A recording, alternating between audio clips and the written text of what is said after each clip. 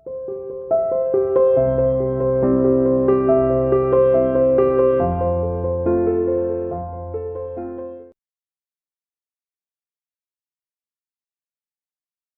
Students, welcome to CR international school online classes, class 7th subject Hindi.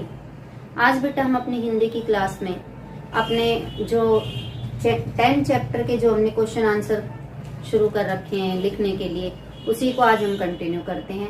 आपको मैं 3 question और शब्दार्थ करवा चुकी हूँ, ठीक है। आज हम 4th क्वेश्चन करेंगे। आपके जो पार्ट से क्वेश्चन है वो 4 हैं और उसके आगे 2 और हैं, वो भी आज हम 3 क्वेश्चन करेंगे तो हमारा ये चैप्टर जो है कंप्लीट हो जाएगा। तो चलिए हम 4th क्वेश्चन करते हैं। क्वेश्चन नंबर 4 है आपका।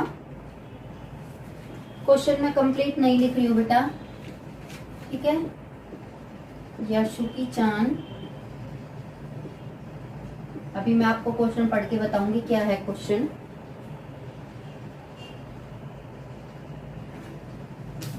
क्यों लिखा होगा?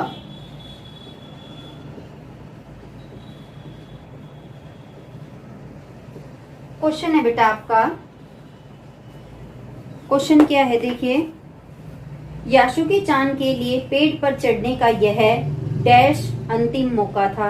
इस अधूरे वाक्य को पूरा कीजिए और लिखकर बताइए कि लेखिका ने ऐसा क्यों कहा होगा। एक अधूरा वाक्य है बेटा, क्या है?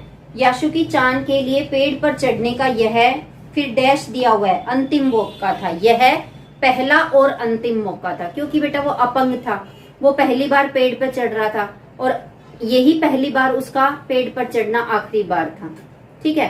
तो ये हमने वाक्य पूरा कर दिया, पहला और आखिरी। तो इसको, इस लाइन को हम आंसर में नहीं देंगे, पर इसका आंसर हम सिर्फ इतना देंगे कि लेखिका ने ऐसा क्यों लिखा होगा, ये बताना है, ठीक है। चलिए देखते हैं क्यों लिखा लेखिका ने ऐसा।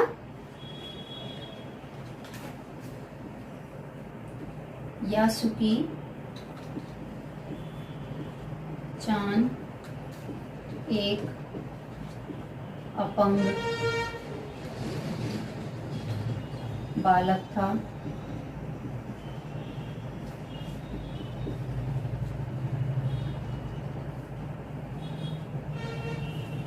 वह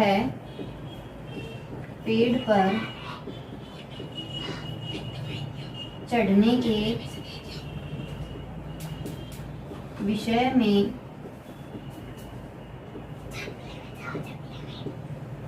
विषय में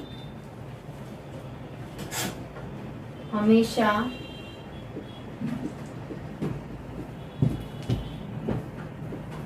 सोचता रहता था।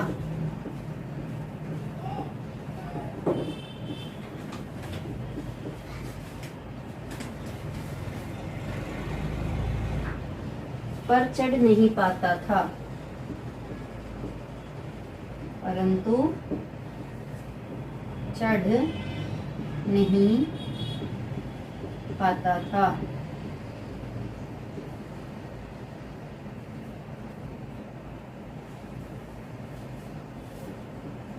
एक बार याशुकी चांद तोतो चांद की मदद से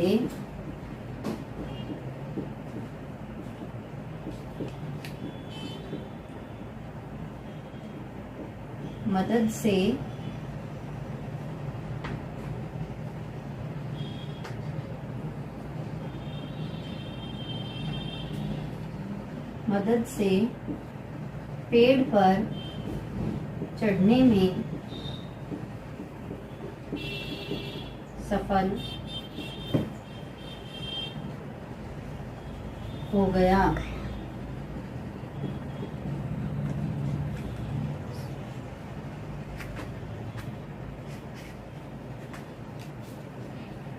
उसका यह पहला और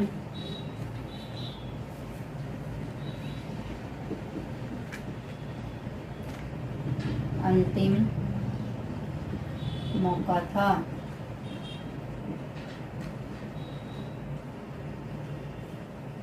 क्योंकि क्योंकि यह प्रयास उन दोनों ने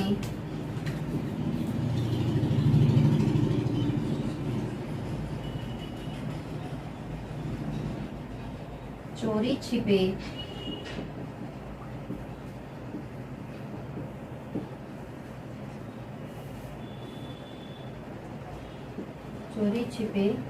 मिलकर किया था।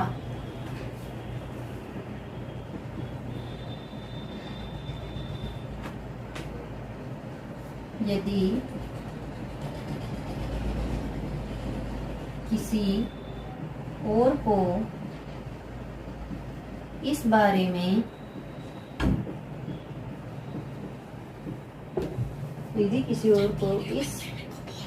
बारे में जानकारी हो जाती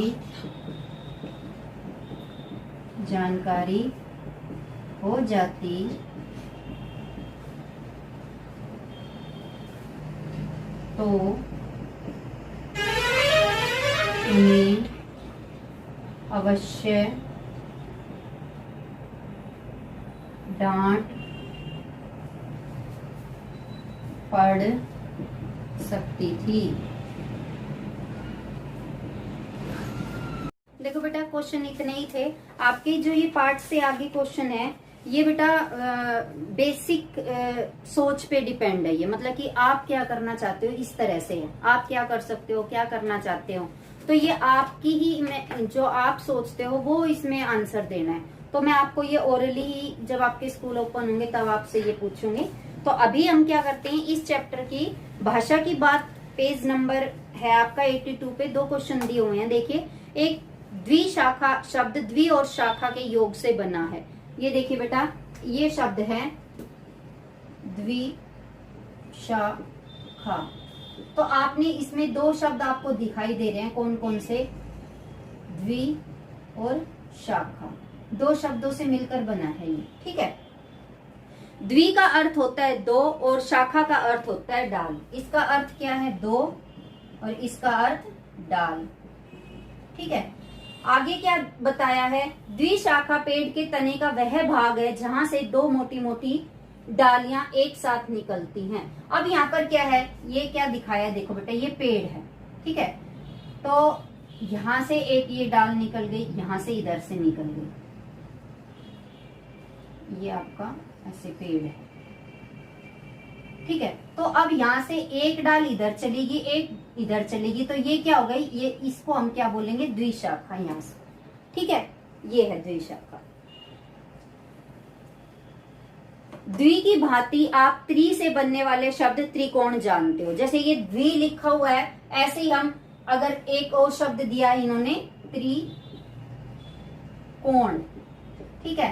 त्रि से बहुत सारे शब्द बनते हैं, त्रिनेत्र, ठीक है। ऐसे और शब्द दिए हुए हैं, बनते हैं। त्रि का अर्थ है 3। इस प्रकार 4, 5, 6, 7, 8, 9 और 10 संख्यावाची संस्कृत शब्द उपयोग में अक्सर आते हैं। इन संख्यावाची शब्दों की जानकारी प्राप्त कीजिए और देखिए कि क्या इन शब्दों की ध्वनियां अंग्रेजी संख्या के नामों से कुछ कुछ मिलती जुलती है। जैसे हिंदी में 8, संस्कृत अष्ट, अंग्रेजी 8। अब ऐसे ही हमने लिखना है, किस किस का लिखना है, 7, 8, 9 और 10। 4 से लेकर 4, 5, 6, 7, 8, 9, 10 इनका सबका लिखना है। किस किस का लिखना है, अभी देखिए, इसमें यही बताया है। जैसे इसके में दिया हुआ है यहाँ पर हिंदी, ठीक है, हिंदी, इसके बाद संस्कृत, ये भाषाओं के नाम है बेटा, संस्कृत, और इधर अंग्रेजी, ठीक है। मिलते हैं या नहीं मिलते जुलते, सबसे पहले हम लेंगे 4, 5, 6, 7, 8 का इसमें दिया ही हुआ है बेटा। 8 के बाद हम लिखेंगे 9 और 10, 9 और 10, इनका लिख के देखेंगे क्या इनकी ध्वनियां मिलती है या नहीं मिलती। यानी कि हम इनको इनके संस्कृत में भी नाम लिखेंगे और इनके उसमें हिंदी में भी लिखेंगे। अब ये 4 है, 4 को संस्कृत में क्या बोलते हैं? चतुः। और इसको अंग्रेजी में क्या बोलते हैं? 4। तो क्या ये ध्वनि मिलती है? यहाँ पे च, यहाँ एफ है, तो ये फे है, तो इसकी ध्वनि नहीं मिलती। ठीक है, जिसमें मिलती होगी उसमें हाँ लिख देंगे। अब 5 को देखिए, पंच, और यहाँ पर 5,